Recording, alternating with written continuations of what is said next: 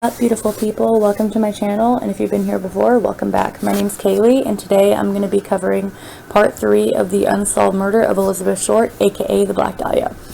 If you haven't seen my part 1 or my part 2, then I would definitely go back and watch it just so you're all caught up and you know what's going on. And I'll drop the link for those in the description box below. Also, before we begin, I just want to say that I've personally chosen not to share the crime scene photos on here out of respect for the victim, because I feel like that's what Elizabeth would have wanted. But if you're still curious as to what they look like, you can find them all online. Just be warned, they're not for the faint of heart. Alright, I hope you guys understand. Alright, with all that being said, let's dive in. Okay, so where we last left off, Elizabeth had just left the Biltmore Hotel. Shortly after, she was allegedly seen by patrons of the Crown Grill Cocktail Lounge at 754 South Olive Street, which is approximately 0.4 miles away from the Biltmore Hotel. This would actually end up being one of the last alleged sightings of Elizabeth before her body was found on the morning of January 15th. So now we're going to get into the discovery of her body. On the morning of January 15th, 1947, Short's naked body was found severed into 2 pieces on a vacant lot on the west side of South Norton Avenue, midway between Coliseum Street and West 39th Street in Lehman Park, Los Angeles. At the time, the neighborhood was largely underdeveloped. Local resident Betty Bersinger was the one who discovered the body. She discovered the body at approximately 10 a.m. while walking with her 3-year-old daughter. And initially, she actually thought she had just discovered a discarded mannequin. And when she realized it was a corpse, she rushed to a nearby house and called the police. Short's severely mutilated body was severed at the waist and completely drained of blood, leaving her skin a pallid white. Medical examiners determined that she had been dead around 10 hours prior to the discovery of her body, leaving her time of death either sometime between the evening of January 14th or the morning hours of January 15th. It was also determined that the body had apparently been washed by the killer. Short's face had been slashed from the corners of her mouth to her ears, creating an effect known as the Glasgow smile. She had several cuts on her thighs and breasts, where entire portions of flesh had been sliced away. The lower half of her body had been placed about a foot away from her upper, and her intestines had been tucked neatly beneath her buttocks. Corpse had been posed with her hands over her head, her elbows to a right angle, and her legs spread crudely apart. Upon the discovery, a crowd of passerbys and reporters began to gather. Near the body, the detectives located a heel print and tire tracks, and a cement sack containing watery blood was found nearby. Now that we've discussed the crime scene, we're going to get into the autopsy and the identification of Elizabeth Short. An autopsy of Short's body was performed on January 16, 1947, by Frederick Newbar, the Los Angeles County coroner. Newbar's autopsy report stated that Short was 5 feet 5 inches tall, weighed around 115 pounds, had blue eyes, brown hair, and had badly decayed teeth. There were ligature marks on her ankles, wrist, and neck, and an irregular laceration with superficial tissue loss on her right breast. Newbar also noted superficial lacerations on the right forearm, left upper arm, and the lower left side of the chest. The body had been cut completely in half by a technique taught in the 1930s called hemocorpectomy. The lower half of her body had been removed by transecting the lumbar spine between the 2nd and 3rd lumbar vertebrae. The lacerations on each side of the face, which extended from the corners of her lips, measured 3 inches on the right side of her face and 2.5 inches on the left. The skull was not fractured, but there was bruising noted on the front and right side of her scalp, with a small amount of bleeding on the right side, consistent with a blow to the head. The cause of death was determined to be hemorrhaging from the lacerations to her face and the shock from the blows to her head and face. Newbar noted that Short's canal was dilated at 1.75 inches, suggesting that she may have been raped. Samples were taken from her body to test for the presence of sperm, but the results came back negative. But she could have still been raped, just with a foreign object. Even more disturbing, Newbar found that before she was killed, Short was forced to eat feces.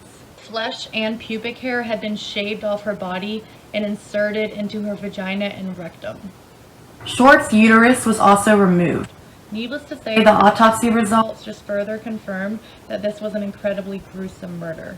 So now that we've talked about the autopsy of Elizabeth Short, we're going to talk about how they actually identified her. Prior to the autopsy, police had been able to quickly identify the victim as being Elizabeth Short. They were able to do this by sending copies of her fingerprints to Washington, D.C. via sound photo, a primitive fax machine of the era. Matched those given by Short during her 1943 arrest for underage drinking. Immediately following Short's identification, reporters from the William Randolph Hearst Los Angeles Examiner contacted her mother, Phoebe Short, in Boston and told her that her daughter had won a beauty contest. It was only after prying as much personal information as they could from Phoebe that they revealed to her that her daughter had in fact been murdered. The newspaper then offered to pay for her airfare and accommodations if she would travel to Los Angeles and help with the police investigation. They didn't do this out of the goodness of their heart, though. Instead, it was another ploy, since the newspaper kept her away from the police and other reporters to protect its scoop. Now we're going to talk about the media frenzy that followed after Elizabeth Short's murder, and how a lot of the newspapers at the time were actually known to insult her and accuse her of being someone she wasn't. The Examiner and another Hearst newspaper, the Los Angeles Herald Express, later sensationalized the case, with one article from the Examiner describing the black tailored suit that Short was last seen wearing as a tight skirt and a sheer blouse. The media nicknamed her the Black Dahlia and described her as an adventuress who prowled Hollywood Boulevard. Additional newspaper reports falsely labeled Short as a prostitute, such as one published in the Los Angeles Times on January 17th, which deemed the murder a sex fiend slaying. And in a disgusting turn of events, the media convinced the public that Elizabeth basically was a promiscuous girl who lived a dangerous lifestyle and deserved what happened to her, basically blaming the victim instead of her murderer. And so the public began to see Short as just that, and wrote her off as little more than a prostitute who was killed. As far as the name the media gave her, the Black Dahlia, it's been debated that it was a play on the name of a popular movie at the time called The Blue Dahlia. Whereas some say the name's origin comes from the fact that Elizabeth was well known for her love of wearing black clothes and her dark black hair. Whatever the truth of the origin of the name is, it stuck, and to this day, Short is better known to the public as being the Black Dahlia than Elizabeth Short. So now we're going to talk about the investigation. So soon after Short's body was discovered on January 15, 1947, and an autopsy was performed, an investigation into her gruesome murder began. The police at this time threw themselves into this case and solving it, partly because of the sheer brutality of her murder, and partly because of the immense pressure they felt from the media and the public to find her murderer and get them off the streets. And so the investigation was given top priority, and the hunt for her killer began. Police started by finding out more about the victim herself and the people she knew and surrounded herself with, tracking down friends and acquaintances of hers to interview. But at this point, it was leading nowhere. The police were at a loss until January 21st, 1947, a person claiming to be Short's killer placed a phone call to the office of James Richardson, the editor of the Examiner, congratulating him on the newspaper's coverage of the case, and stated that he planned on eventually turning himself in, but not before allowing police to pursue him further. Additionally, the caller told Richardson to expect some souvenirs of Beth Short in the mail soon. On January 24th, a suspicious manila envelope was discovered by a U.S. postal worker. The envelope had been addressed to the Los Angeles Examiner and other Los Angeles newspapers. Individual words that had been cut and pasted from newspaper clippings. Additionally, a large message on the face of the envelope read, "Here is Dahlia's belongings. Letter to follow." The envelope contained Short's birth certificate, business cards, photographs, names written on pieces of paper, and an address book with the name Mark Hansen embossed on the cover. Certain pages from her address book had been ripped out and were missing. The packet had been carefully cleaned with gasoline, similarly to Short's body, which led police to believe the packet had been sent directly from Short's killer. Several fingerprints were lifted from the packet and sent to the FBI for testing. However, the prints were compromised in transit and thus could not be properly analyzed. The same day the packet was received by the Examiner, a handbag and a black suede shoe were reported to have been seen at the top of a garbage can in an alley a short distance from Norton Avenue, about 2 miles from where Elizabeth Short's body had been found. The items were recovered by police, but they had also been wiped down, gasoline destroying any fingerprints. On March 14th, an apparent suicide note was found, tucked in a shoe in a pile of men's clothing on the edge of the ocean, at the foot of Breeze Avenue, Venice.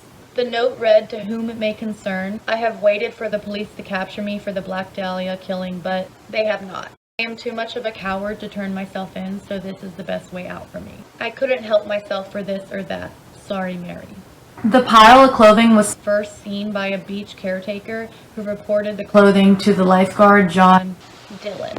Dillon immediately notified Captain L.E. Christensen of the Los Angeles police station, and it was determined that the clothes that were found gave no clues to the identity of the owner.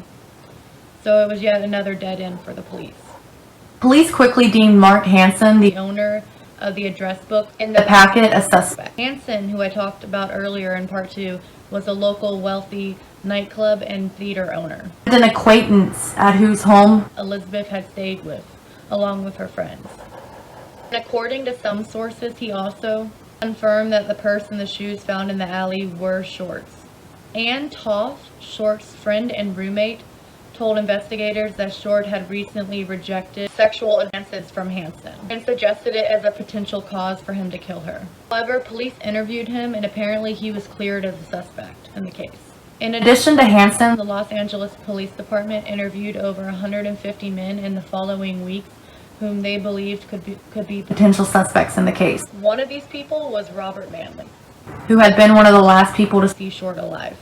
He was investigated by police, but was ultimately cleared of suspicion after passing numerous polygraph examinations. Even though he was cleared as a suspect in the case, the publicity ruined his reputation and caused serious damage to his marriage. On January 26, another letter was received by the Examiner, which read, "Here it is, turning in Wednesday, January 29th. Had my fun with police. Black Dahlia Avenger." The letter also named a location where the supposed killer would turn himself in. Police waited at the location on the morning of January 29th, but the alleged killer did not appear. Instead, at 1 p.m., the Examiner received another cut and pasted letter which read, "Have changed my mind. You would not give me a square deal. Dahlia killings justified." The Herald Express also received several letters from the supposed killer, one of which said, "I will give up on Dahlia killings if I get 10 years. Don't try to find me." The Examiner continued to run stories on the murder and the investigation, which was front-page news for 35 days following the discovery of the body. As far as other suspects, there were many, but I'm only going to be discussing the ones that the police gave the most attention to and that are the most plausible. As I said earlier, Hansen and Manley were looked into thoroughly and dismissed as suspects. Now we will discuss the other suspects that police considered the most plausible. One man the police came to know of and considered a person of interest was a man by the name of Leslie Dillon. Leslie Dillon was a 27-year-old bellhop, aspiring writer, and former mortician's assistant, who became a suspect in the case when he began writing to LAPD police psychiatrist Dr. J. Paul Rivera in October 1948. Dillon was living in Florida at the time of his correspondence with Rivera, but he had formerly lived in Los Angeles. Dillon said that he had read a story about the case in a True Detective magazine, in which Rivera was quoted talking about the case.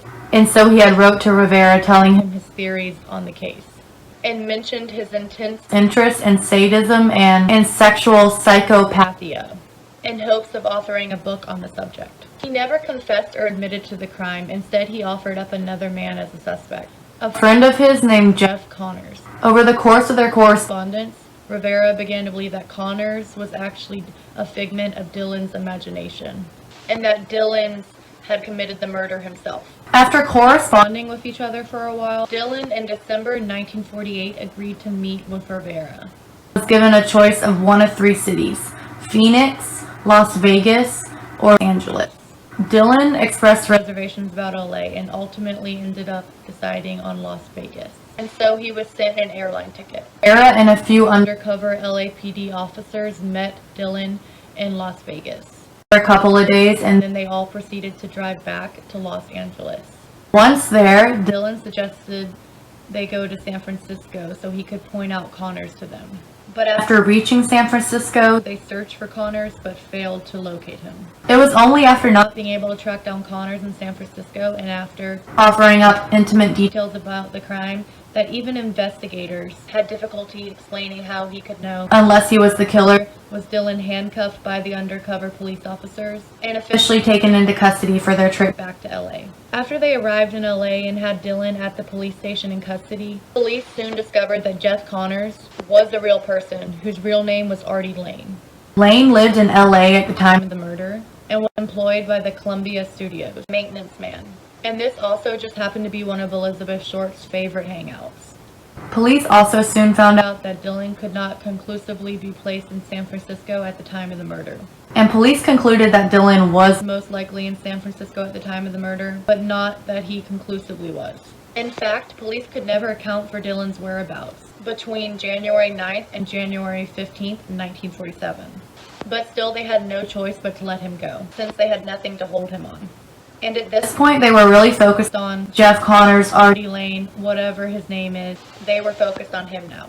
One interesting thing to note about Dylan, though, was that when Mark Hansen was shown a photo of him, he did not identify him as someone he knew or somebody who worked for him, but he did identify him as one of the men he had seen Elizabeth bring home to his boarding house. Also, apparently there's a theory out there that Hansen had told Dylan to get rid of Elizabeth, that he was done with her, but that he hadn't known that Dylan was basically a psychopath and had really violent tendencies. So he didn't know he was going to get rid of her in such a gruesome and public way. So the theory goes that Dylan had taken Elizabeth to the Astra motel where he had supposedly previously lived. The couple who owned the motel, Clara and Henry Hoffman, apparently told police about a guest who had stayed at their motel a few times who they said had an accent, which they thought might have been German or something. But when they were shown a picture of Hansen, they thought it could be the person they had seen, but they needed to see him in person to know for sure. Also, according to the Hoffmans, cabin number 3 had been covered in blood and feces on the morning of January 15th. They also said that there had been a pretty young, dark-haired woman staying there at this time of the week of January 9th. And also the man with the accent was said to be there at this time as well. The Hoffmans said the girl seemed to be pretty drugged up and out of it, and appeared to be scared and was always crying, and that she seemed almost like she was trapped there, and that it had actually become a point of contention between the couple because she wanted the girl to leave.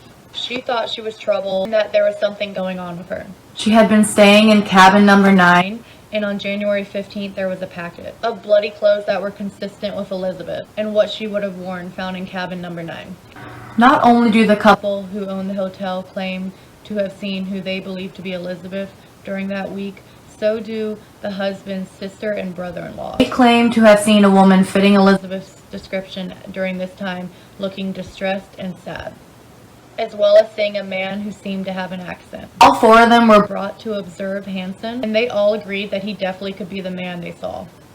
But later, during a grand jury hearing, these 4 would be re-interviewed, but for some reason, this time it would take place in Hansen's office, with Hansen there. And when faced with him in person, the Hoffmans retracted their statement, but the sister and brother-in-law stood their ground, and still insisted that this could be the man that they had seen that week with the accent, even after the police apparently threatened them, telling them that they should just drop it. On August 2nd, 1949, the crime lab went to the motel and tested all 10 cabins for any forensic evidence. Apparently none was found. It has been theorized that the LAPD, who was notoriously corrupt at this time, helped cover up Hansen's involvement in Short's murder due to his position in the city, as well as Leslie Dillon's involvement in the crime. So both were dropped as suspects for good. The next and final likely suspect that I will be discussing today is a man by the name of George Hodel. Dr. George Hodel was born in 1907. He was an only child, born in LA, and he had a very interesting life. Very early on, like at the age of 6 or 7, he was discovered to be a musical prodigy. He studied at the Montessori School in Rome with Madame Montessori herself. And he would play piano to auditoriums full of people at only the age of 9. But music wasn't his only gift. He was also very intelligent. He had an IQ of 186, 1 point higher than Einstein, which he would tell anybody who would listen. He graduated from school early and was admitted to Caltech at the age of 14. He then went on to have an affair with one of his professor's wives, and she actually ended up pregnant, and was then asked to leave Caltech because of the scandal. After this, he tried a couple of different things. He became a cab driver for a little bit. He then became a newspaper reporter for the LA Record. He was a crime writer during this time, and he also became very tight with a lot of the LAPD officers because he would ride with them to the crime scenes to write his report. He would even go with them to murder scenes to capture everything for his writing. When he was around 17 or 18, he met a woman named Amelia.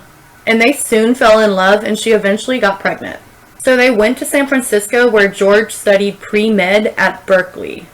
After Berkeley, he went to UCSF to complete his medical training. Soon after this, his son was born, who they named Duncan. Soon after the birth of his son, he actually had an affair with a woman, and she actually ended up getting pregnant, and gave birth to a daughter they named Tamar. In 1936, he graduated and he got a job at the U.S. Health Department. He traveled around with them for a couple years, and then he came back and got a job with the LA Health Department and became a venereal disease specialist, and soon rose up in the ranks, becoming the UD control officer for Alley County. So apparently around this time, an old girlfriend of his named Dorothy had divorced her husband and had moved back to town. And so they started up a relationship and soon got married. And they end up having 3 children. At this point, George moves his family into the famous Soden house. It was designed by famous architect Frank Lloyd's son, Lloyd Wright, in 1926 for a friend named John Soden. It was a unique looking and stunningly beautiful house that truly stood out, and it was where the Hodells raised their children, and also where George Hodel would have many star-studded parties. Apparently there was even a secret room, according to Steve Hodel, George's son, that they were apparently never allowed into, under no circumstances. And he was never sure why or what was in it. He assumes it was probably pornography because his father, George, was basically a sex deviant and a sex addict. In 1949, George Hodel was actually arrested for incest, the victim being his own daughter, Tamar, who was 14 years old at the time and staying with them for the summer. She had run away from home and the police had actually picked her up. And because she was underage, they wanted to bring her back to her father, but she insisted she was not going back there. When they asked her why, she told them that he had been sexually assaulting her for a while, and that he would pass her around to his friends at parties. So George Hodel was given a trial, and he hired the top criminal defense attorney in the country. This should have been an open and shut case since there were adult witnesses who testified to being in the room when this happened. But George and his family all claimed that Tamar had made it up, that she was a troubled child, and that she lied a lot. They most likely said this because if George went to jail, they wouldn't have money to spend anymore, so that couldn't happen. He was their meal ticket. He paid the bills. So at this point, the jury came back and George Hodel was acquitted of all charges, which obviously deeply hurt Tamar, who felt like no one cared what had happened to her. Interesting though, when George Hodel was picked up by police for the charge of incest, he was actually already a suspect in the Black Dahlia murder.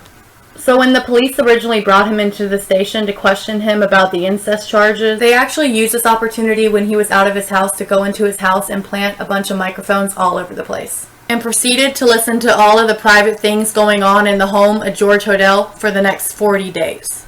And in those 40 days, they heard some very interesting things. These are some of the transcripts of the recordings. On February 18th, 12:30 a.m., Hodel is talking to a woman. There's a radio playing, and the woman sounds like she is crying. He asked her about someone committing suicide and if her husband knew she was there. At 1:15, the mics pick up a woman reciting poetry, and Hodel says something about an affair with Dr. Hodel, before saying, "Relax, let's finish these two." At 4:20 p.m., there is some noise around the house, and a woman asking for the operator. She's crying and upset. At 7:35 p.m., Hodel is heard having a conversation with another man who has a German accent. He says, "This is the best payoff I've ever seen between law enforcement agencies. I'd like to get a connection made in the DA's office. Any imperfections will be found. They will have to be perfect. Do not confess ever. 2 and 2 is not 4. Then there's laughter. Then he says, "We're just a couple of smart boys, aren't we? Ha ha ha." Hodel then tells the man about his trial and then goes on to say that they're out to get him. And then he goes on to say this: "Supposing I did kill the Black Dahlia, they can't prove it now. They can't talk to my secretary anymore. She's dead." Around 7:45 p.m. that evening, George is heard talking to the same man. He says, "Realized nothing I could do? Put a pillow over her head and covered her with a blanket. Get a tax. Called Georgia Street Receiving Hospital right away. Expired at 12:39. They thought there was something fishy. Maybe they figured it out. Anyway, killed her. I did kill my secretary." At 8:20 p.m., it sounded as if there were 2 men down in the basement digging. One of them said what sounded like "not a trace," and it sounded as if a pipe was being hit. The tapes picked up a woman screaming at 8:25 p.m., and 2 minutes later, at 8:27 p.m., a woman screaming again. Okay, so clearly there was some creepy stuff going on in the Soden house. The transcripts aren't perfect. There was a lot of things that they couldn't hear to transcribe. But it appears that George confessed to killing his secretary, possibly confessed to killing the Black Dahlia, and maybe had a woman killed in his house that very night that they were recording him. The German that Hodel was heard speaking to has since been identified as Baron Ernst von Haaren. They are talking about Hodel's secretary, and her name was Ruth Spaulding, who died of a drug overdose in May 1945. George Hodel was present when she died, and he had actually burned some of her belongings before he called the police. She was brought to Georgia Street Receiving Hospital the night of her overdose and was pronounced dead at 12:49 a.m. Later, documents were found that said she was about to come forward with very incriminating evidence against her employer, George Hodel. Apparently, he had been intentionally misdiagnosing patients, billing them for tests and meds and treatments that they did not need. And she was going to expose him or blackmail him, so he had a reason and a motive to want her dead. Now, it is possible that Elizabeth Short, the Black Dahlia, was one of these patients. He was a very popular doctor in LA at the time, and she could have been one of his patients. And so it is possible that Ruth Spaulding could have known something about Elizabeth Short. Then we have the woman heard reciting poetry, being questioned by Hodel, trying to call 911 multiple times. Sound of men going into the basement, saying without a trace. The sound of a pipe beating on something, a woman screaming twice, and then nothing. And the woman is never seen or heard leaving the residence. And nothing is known about who she was. All the while, there's 2 police officers sitting there less than 5 miles away, listening to this, and yet they chose not to do anything about it. January 19th, George is heard on the recordings telling his friend that he is going to be selling his art and moving to Asia soon. Basically, right after he's acquitted, he puts his house on the market, sells his car, gets everything in order, and then leaves. By the fall of 1950, George has relocated to Hawaii, and he is immediately hired as a psychiatrist at a hospital. After 3 years of living in Hawaii, he moves to the Philippines and continued his psychiatric work there before going into the market research field, and becomes very successful in this field. During this time, though, when Hodel is living in the Philippines, something happens. In 1967, when Hodel was living in Manila, a woman was murdered there. She was left with her body dissected into 2 pieces. They call this the jigsaw murder. Was this just a coincidence or connected? I personally do not believe it was a coincidence. Let's just say that. In 1990, 40 years after he left California, he returns to San Francisco with his wife, and at the age of 91, dies from heart failure. And it is at this point his son Steve Hodel, who had worked at the LAPD as a detective, comes to San Francisco to collect his father's belongings. And in those belongings was a photo book. The book had pictures of family and friends, but it also had 2 pictures of 2 women that struck George as odd. The 2 women, who he thought might be the same woman, had very dark hair, fair skin, and were very glamorous.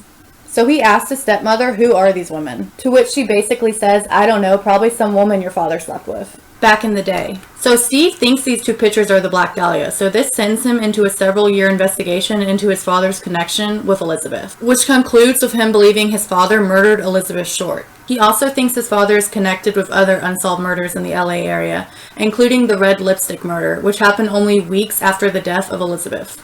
He's even written several books about this, and I definitely recommend reading them if you're interested in this case. He also has a lot of support from others who believe he's right, including Deputy DA Stephen Kay, who considers the murder solved.